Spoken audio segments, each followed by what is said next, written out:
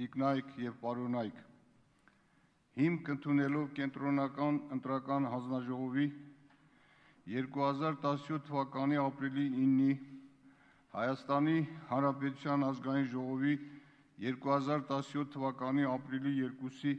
ընտրությունների արդյունքներն ամփոփելու մասին թիվ 163 որոշումը կենտրոնական ընտրական հանձնաժողովը մայիսի 3-ի նիստում ներկայացրել է ազգային ժողովի 105 պատգամավորներ գրանցելու և մանդատներ տրամադրելու մասին թիվ 1 արձանագրությունը։ Հարգելի բարեկամներ, այսօր ինձ համար շատ ուրախ,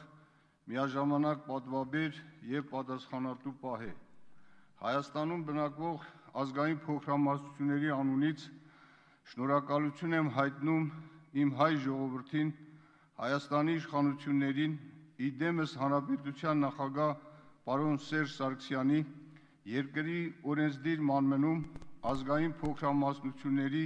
ներկայացված լինելու համար։ Շնորհակալություն։ Թույլ տվեք Հայաստանի Հանրապետության արժեկանոնակարգ օրենքի համաձայն որպես տարիքով ավագ պատգամավոր